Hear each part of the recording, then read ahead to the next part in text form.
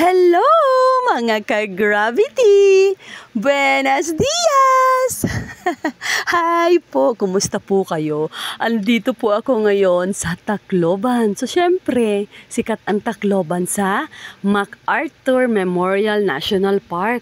Kaya lang, pagdating namin dun, under renovation po siya. So, hindi kami makapasok at hindi talaga pwedeng pumasok kasi nga po, maraming nakabalandra na mga tarpaulin na ginawa nilang pangharang dyan sa National Park. Ang haba-haba po hanggang dun sa dulo at sa kabilang dulo. Kaya grabe, I shall return talaga and I will return na lang soon. Pinicturan ko na lang at ipapakita ko sa inyo kung anong itsura sa loob. Diyan ko na lang siya kinuha yun dyan sa bandang may harang na yan na kulay blue. So ipapakita ko sa inyo yung sa loob na kung ano man yung i-renovate nila. Pero walang certain date kung kailan matatapos. Pero at least good thing is na ide-develop nila ng maayos at sa magandang national park soon. O yan ang sa loob. Wala ka talagang makitang tao. So, ito naman yung Memorial, MacArthur Memorial Park. Part din siya ng park. So, parang waiting area siya. So, yan. Hanggang tanaw na lang tayo ngayon mga ka-Gravity kasi hindi tayo makapasok. Malawak palang kalsada nila dito at may napansin ako na merong mga military or mga pulis na nagbabantay sa paligid. Ito, at meron din pala dito yung itong MacArthur Landing National Park.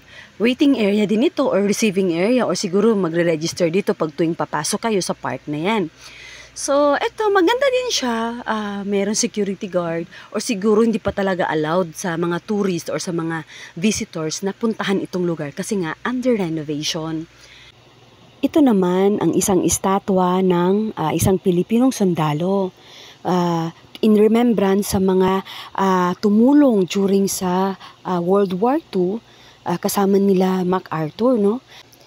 Itong sinasabi ni General MacArthur na I shall return because these words of General Douglas MacArthur in 1942 as he left the Philippine Islands during World War II, Japanese forces are advancing ng panahon na yun. So, syempre ma-outnumbered na ang tropa nila General Douglas MacArthur. Kaya nasabi niya na I shall return. At sa pangalawang beses na naman talaga, hindi tayo binigo ni General Douglas MacArthur. Then last October 20, 1944, he did came back at ipinaglaban ang Pilipinas laban sa mga Hapon. Although he failed at first, pero he came back and regained our country. US troops stormed back into the Philippines in 1944. Sana nagustuhan niyo ang ating munting kwento. Bye!